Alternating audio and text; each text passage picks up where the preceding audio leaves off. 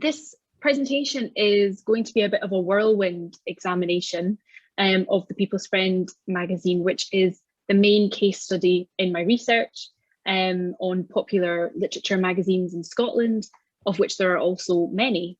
And I'm particularly interested in how these magazines constructed a sense of Scottishness, what they published, why they published it. And I've written a little bit about this for the Scottish Magazines Network, which you can have a read online of if you fancy it. So what makes the People's Friend so unique in the world of periodical studies is its identity as a magazine for Scotland and for Scottish people, but also its longevity.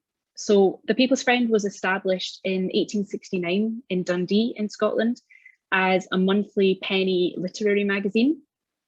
And on the left of the screen is the magazine's first issue, which was published in January 1869. And on the right, you can see its sort of anniversary special issue, which came out in 2019 to mark its 150th anniversary. And the magazine currently holds the Guinness World Record as the longest running women's magazine in the world. But this modern day identity as a women's magazine is not what the magazine intended itself to be and not what it was established for. The People's Friend was founded at the intersection of three principles: class, nationality, and literature. It was intended to be a magazine for the people, meaning the working classes, and it aimed to be the friend of those people, hence the name The People's Friend. In its prospectus, the magazine stated that the thirst for literary distinction amongst the labouring classes is a feeling which ought to be cultivated, as tending to promote self-improvement and studious, sober habits. We shall have pleasure in opening the columns of the Friend to the contributions of people. And we can see this dedication to the people in a masthead which the magazine experimented with for a couple of weeks in 1870, which depicts a beehive in the centre, evoking that kind of well-known symbol for the working classes in Victorian Britain. And this can also be seen to mimic the masthead for another newspaper, which was called The Beehive. Oh, there we go. Which was a trade unionist journal published in London from 1861 to 1878. The magazine's title is significant too because it references the French Republican newspaper, L'Ami du Peuple, published by Jean-Paul Marat from 1789 to 1792, which you can see on the screen. And this newspaper was a vocal advocate for the rights of the lower classes and called for the destruction of the bourgeoisie in France during the revolutionary era. The People's Friend title also drew inspiration from the Chartist newspaper, The Friend of the People, which appeared in 1850 to 1851 and was published by George Julian Harney and Ernest Jones, who were prominent leaders in the Chartist movement. And finally, the title was reminiscent of a nickname for the Liberal Prime Minister William Gladstone, who's on the left there, who was sometimes known as the People's Friend. And the joke on the right is from another Dundee magazine, which is called The Wizard of the North, and which makes reference to this connection. And my apologies for the bad photograph. I didn't realise how important photographs of archives would become when I was taking them. So this connection between the People's Friend, republicanism, Chartism, and the Liberal Party is extremely significant because the magazine was aligned with advanced liberalism, which was a branch of the Liberal Party that supported home rule for Ireland, Scottish home rule, crofting reform, the Highland Land League, and female suffrage. And John Laing, who was the magazine's proprietor, was the Liberal MP for Dundee from 1889 to 1906, and several members of his staff, several of his journalists, and his managing directors of his company, the John Laing Company, were themselves ex-Chartists, free trade supporters and well-known Liberal Party members, including Laing's nephew, John Laing Sturrock, who is on the screen as well. Scotland was dominated by Liberal politics in the late Victorian era, and so this link between the magazine, the working classes and liberalism goes some way to explaining why the magazine became so popular in this period. Nationality was another primary concern for the magazine. So the magazine specifically aimed to fill a gap in the Scottish periodical press. And in 1869, it stated that for many years, however, Scotland has possessed no serial publication devoted to the portrayal of Scotch character. Tate has been long dead, and Chambers' journal has gone to London and become intensely Anglified. It seldom contains a Scottish story now, or a Scottish poem, or indeed anything related to Scotland.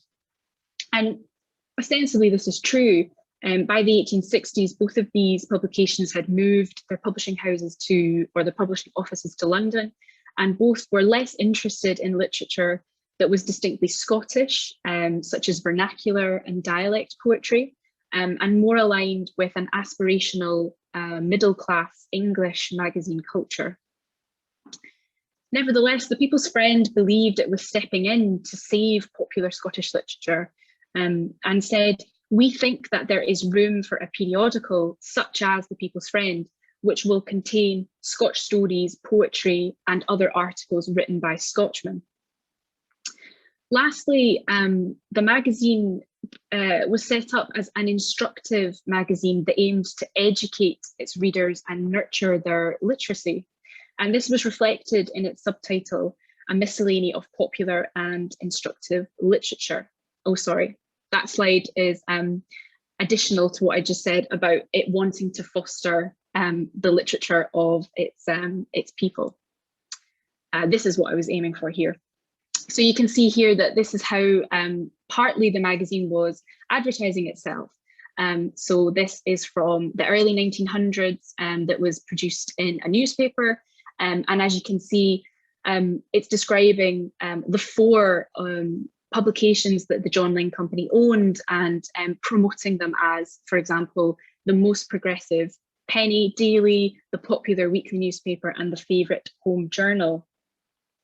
And in the late 19th and early 20th centuries, the People's Friend shaped the development of popular Scottish literature and came to define literature for the masses. And what I want to explore from now is some of the reasons why the magazine became so popular. As I said, the magazine was one of four publications owned by the John Laing Company, and this also included the Evening Telegraph, which is not listed on the screen. And in 1890, the four publications owned by the John Laing Company sold an average combined total of 1 million copies per week. And of this total, I've estimated that the People's Friend sold an average of 212,600 copies per week in 1890. And this is an estimate because there's no surviving archive for the People's Friend from this period. And to provide some comparison, nowadays the magazine sells around 12,000 copies less. Sorry, it sells 12,000 copies per week. Okay. So how did the magazine achieve that kind of circulation? Well, the magazine's owner, John Laing, was an incredibly pragmatic newspaper proprietor. His publishing offices occupied a whole street in Dundee, and from there he established offices in London as well as regional offices across Scotland. And he employed local correspondents to go between these offices, finding stories and finding contributors. Essentially, Laing flooded the market with his publications and ensured that the People's Friend was accessible.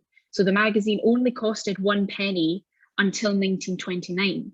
And basically that made sure that the magazine transcended national as well as regional boundaries. And the People's Friend in this context was as much a regional magazine, being a product of a regional centre like Dundee, as much as it was a national one.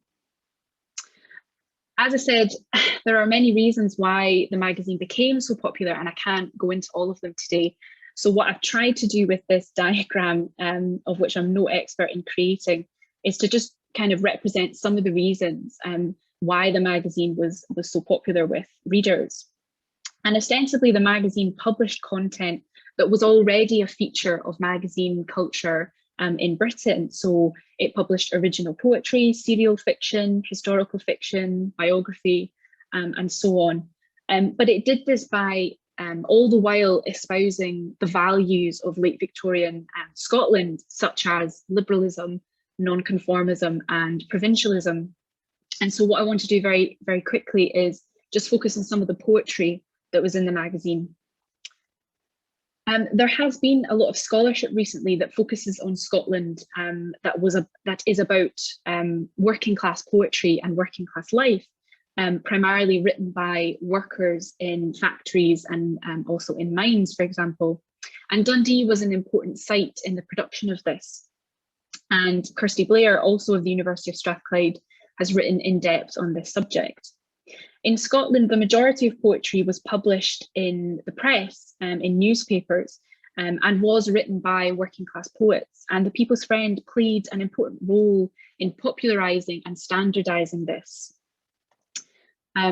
Here I'm trying to represent how the magazine became a place of publication for newspaper poets, and then helped to launch these poets further on into other periodicals like Blackwood's or Chambers, and then into printed volumes of poetry. Now, there were poets who didn't need to publish in the People's Friend, and so I've kind of put these arrows in here to represent processes of publication directly from newspapers to periodicals and to printed volumes of poetry. But there was a significant population of Scottish poets who became associated specifically with magazines, and this itself became a distinct culture of Scottish poetry in the late 19th century. And these poets, some of whom are on the screen here, were known as the sons of toil because of their working class careers. So most of them were weavers or engineers or labourers, and some were printers. And this is significant to the identity of the People's Friend because it's a clear evocation of Robert Burns, who was known as the lad o' Pearts, meaning the lad from around these parts, who was the epitome of working class poetry in Scotland, and who you can see there, who was featured on the front cover of the bound volumes of the People's Friend from 1890 alongside Walter Scott. So the People's Friend became a really notable site for working class poetry that was often written in dialect or vernacular that espoused the integrity and educational value of the working classes. And this mirrored the politics of liberalism in Scotland at the time, prior to the advance of socialism and the formation of the Independent Labour Party in the 1880s. And we can see this in a poem that was dedicated to mark the beginning of the People's Friend in 1869, unfortunately, which is not in dialect. But it says, resist the wrong, assist the right, neglected the genius bring to light, save honest worth from party spite, and I contend against oppression's iron might, the People's Friend. So ultimately, the People's Friend was an intervention in the prevailing narrative about the working classes that said that the working classes were uneducated and illiterate. And it was important in the discourse that said that Scottish literature had become intensely Anglified. So the magazine just demonstrated that the working classes could consume as well as produce decent literature, and ensured that the publication of Scots and dialect and the vernacular remained in the consciousness of the reading public. And this is significant to the context of Scottish literature as a field of inquiry, because poetry published in the period prior to Scottish modernism and the Scottish literary revival of the 1920s was considered doggerel because it was published by working class poets in popular and cheap magazines like the People's Friend, and because it described a quaint, twee kind of idyllic picture of Scotland. However, as scholars are now arguing, this is a very skewed analysis of Scottish literature prior to 1920. And we can see that Scottish literature was closely aligned with the working classes, with working class culture, with dialect, and that its association with provincialism and kind of backwardness isn't necessarily a negative aspect of Scottish national identity, as most critics have assumed. And I suppose magazines play an important role in facilitating that argument further and in contributing some nuance to that overall argument. Thank you.